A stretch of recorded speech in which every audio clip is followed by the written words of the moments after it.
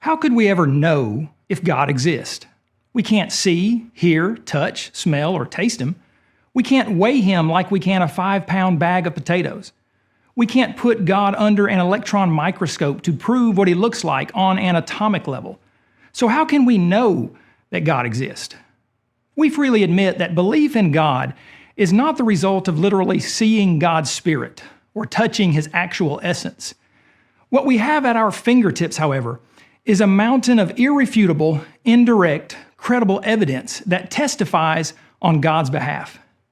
First, consider the fact that matter demands a maker. A study of the material universe reveals that every physical effect must have an adequate cause that came before it or was simultaneous to it and is greater than it. The U.S. flag that stood tall on the surface of the moon in 1969 was neither eternal nor without a cause.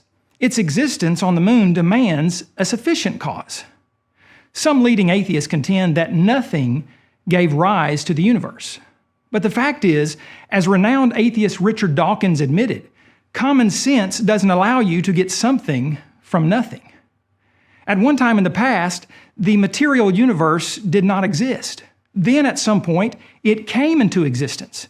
But since matter is not eternal, and it cannot create itself from nothing, then something outside of the material universe must have brought it into existence.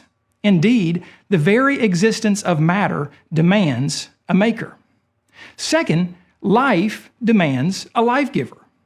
Life doesn't pop into existence from nothing. Neither the puppy at the pound nor the bacteria on the doorknob spontaneously generated. Every scientist, whether theist or atheist, knows this observation to be true. In the material universe, life arises from previously existing life of its own kind. Life cannot spontaneously generate from non-living chemicals.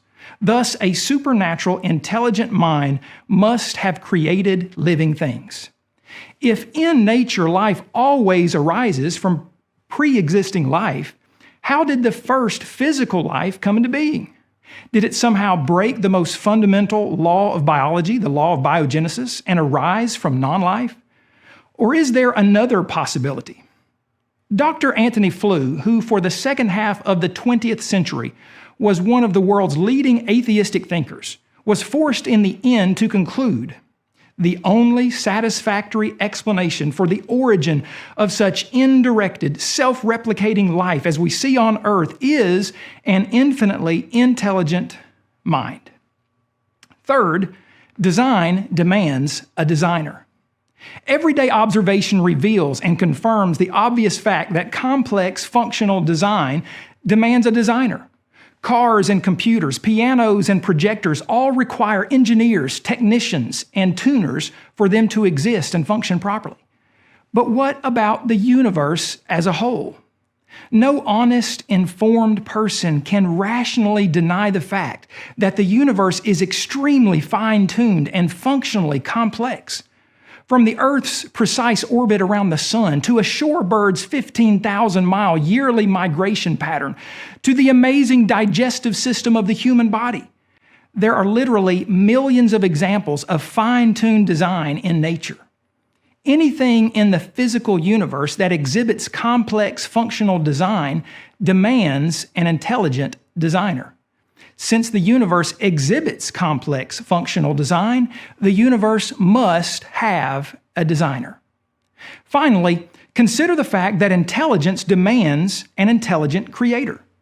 Intelligence is defined as the capacity to acquire and apply knowledge, the ability to learn or understand things or to deal with new or difficult situations.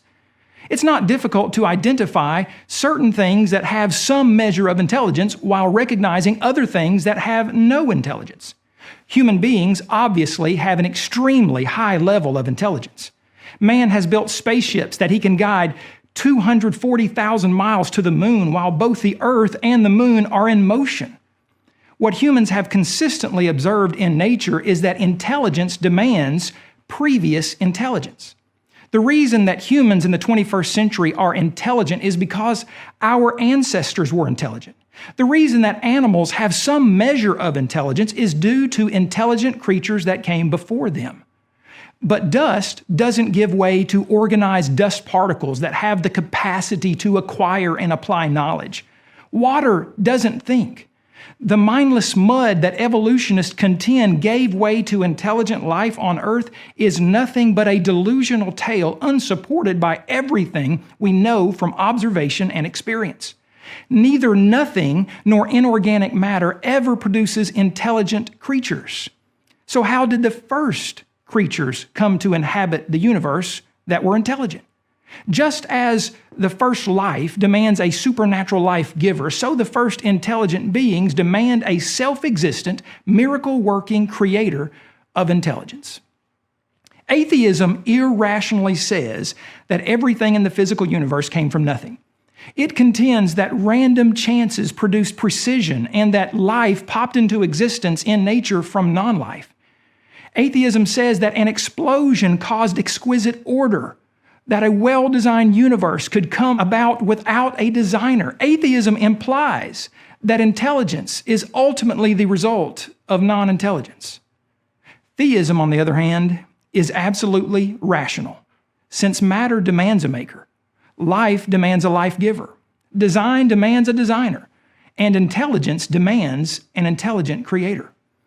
As former atheist Antony Flew so eloquently said, I must say again that the journey to my discovery of the divine has thus far been a pilgrimage of reason. I have followed the argument where it has led me, and it has led me to accept the existence of a self-existent, immutable, immaterial, omnipotent, and omniscient being.